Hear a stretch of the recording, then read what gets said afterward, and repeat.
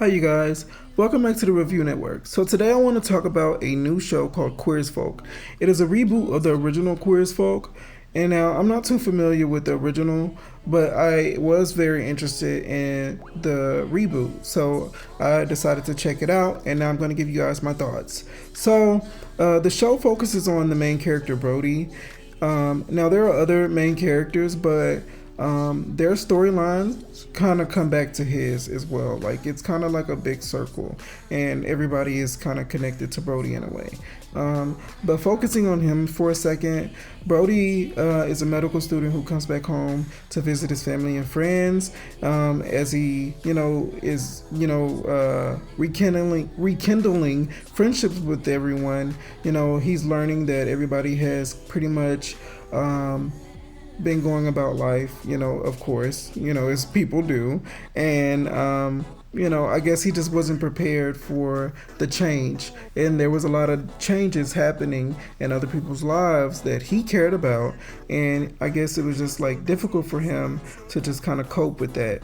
And starting off, one of those characters was his best friend, Ruthie, I believe. She, is pretty much in a relationship. Her and her partner are expecting a child, and their storyline kind of revolves around just like, getting prepared to raise a child, having to adjust, their lifestyle for that child, and just being, LGBT parents, raising a child, and those issues that revolve around that, So it was really nicely handled, and I love how they address different issues in their relationship and things like that. And there's a lot of like conflict that happens within them in the show in general. Now, throughout this, I'm going to tell you guys about the what the fuck moments. Now, they 1000% had a what the fuck moment, and you guys are going to, get to understand what I mean by that once you watch the show. But pretty much everybody has a what the fuck moment.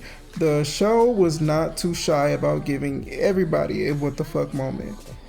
Now, moving on, Brody goes on to see his ex boyfriend Noah, who is now currently attempting to date, and just explore his options because why wait?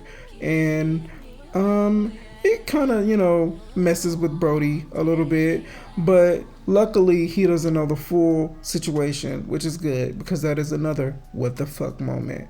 And you guys will learn about that very soon because yeah, it's a lot with that. And then Julian is Brody's brother, and it's interesting to see them like their relationship being handled because it's a little different. Brody is an African American who was adopted by these Caucasian family, and Julian is their son with a disability, and it was just a lot of like childhood issues between them. Just thinking one situation is better than the other, or one situation is worse than the other. It's just kind of like walk a mile in my shoes type of situation, and I really just loved how they handled that because I've never seen that type of like situation before, so I thought that was really interesting. Then we go to Mingus, who is a young and aspiring drag performer. And it's really interesting to see how they handle that because he is a high schooler, and he's just trying to find himself, and he has an amazing storyline, and they even like add his relationship with his mom, and she's like this cool mom, or she's supposed to be like this cool mom, and I just love how they address, there can be conflict in that as well, trying to be a cool mom. It's just a lot of things that overall the show covers a lot of great topics, and I think that's why I loved it so much, is because even though there was a lot of sex scenes, and it made me just like here's another LGBT show that's just putting a whole bunch of sex scenes with a bunch of hot guys, and that's their there you go. And I just really love that, although they did have a lot of that, they had an amazing storyline to balance it out as well. And then we kind of focus on the major plot point, which is Babylon. Babylon is a club that they pretty much all are connected to in a way, which is how all of them kind of intertwine with Brody and in some way. And so Babylon is kind of like it's a situation. I'll call it a situation. Babylon is a situation that pretty much creates trauma and like a lot of like issues throughout the entire series. It really allows people to focus on others' mental health. Also being an ally for somebody with trauma, it kind of covers that topic as well. It really had a lot of stuff to discuss with that one thing alone, grief, just a lot of things. And I just loved how they handled it. It just made me more interested in the show even more, and that's what kept me watching, because I was just like, wow, this is really good. I really love that they're really, and then sometimes they do it so subtle that you don't even know it at first. You have to go back just to make sure, like, wait, why did they say this? It was really interesting how they handle it. And I really love the script. I think the writer did an amazing job, in my opinion. Now I know other people might not agree, but in my opinion, I think the writer did an amazing job, because there was a lot of just like subtle things that were being said that could have, that meant more, even though sometimes it was said jokingly or just like, it was something small and people just kind of overlooked or whatever, but it meant something much bigger. And I just love that. Like, they did that a lot throughout the show, and I love that. Now, as great as season 1 was, it makes me nervous because I could say I would want a season 2, but I also could say, season 1 was good. Like, that was great. It was a great story. I don't feel like I needed more, but at the same time, they did leave us with questions, because of course they would want to do a season 2. But my issue with that would be, season 1 was so good, and that plot point was like such a big point. It's just like, how do you top it? And I don't necessarily mean like create something as drastic as season 1, but something different that'll still, draw my attention and just like, keep me focused on the storyline, because now it's just like, yeah, I do have questions about this and about that, but some of those issues can be resolved within like 2 or 3 episodes. So what else can you give me for season 2?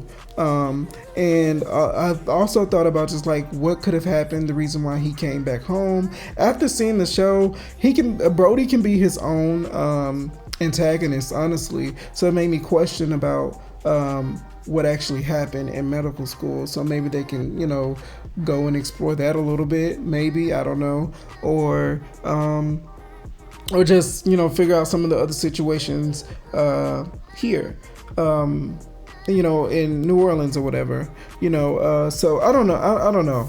I don't know what they're going to do, but I am eager to see if they do get approved for a season 2, what would they do next? But I had one more thing I wanted to say, you guys, and I really just lost my train of thought. Honestly, I did. But I will say this. There was an ending at the end.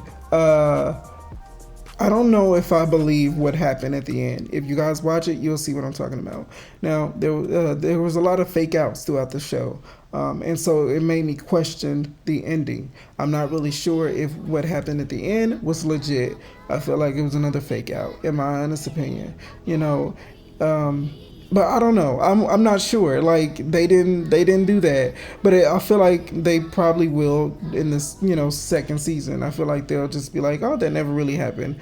Second season. But only time will tell. I don't know, because I don't know if it was good enough to even get a second season. I hope it does, because like I said, I really enjoyed the storyline. and I think it deserves a second season.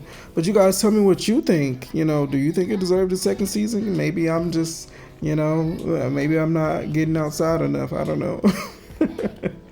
But I really did enjoy the show. I thought it was really, really good. So please comment below. Let's talk about it. Tell me what you think. If you haven't seen it, go watch it. It is on Peacock. If you haven't heard of Peacock, is actually, I'm not gonna say it's new. It's been around a little bit, but it's just not as popular as the other streaming platforms. But I feel like Peacock, it focuses on like a lot of the classic shows and movies, and also it kind of is like it's doing like reboots and things like that. So I thought that was like really interesting, because it's already done like one reboot of a classic show. So, and now here we are with another one. So I think that's kind of like what it's focused on. I believe. I don't know. I could just be making this up, honestly. I don't know, but it has done like reboots on classics, so I just assume that's kind of like what they're focused on, is that. But definitely check it out, you guys. It's a really good show. Now, if you're a part of the LGBT community or you're an ally, I personally feel like you will love it. If you are not, there's a lot of violence. There's a lot of sex scenes and nudes. If you're not open-minded enough, this might not be for you. I'm just gonna be honest. This might not be for you, and that's okay. That is okay. There's other shows and other movies, but that's all. I just wanted to talk to you guys about that, and thanks for listening.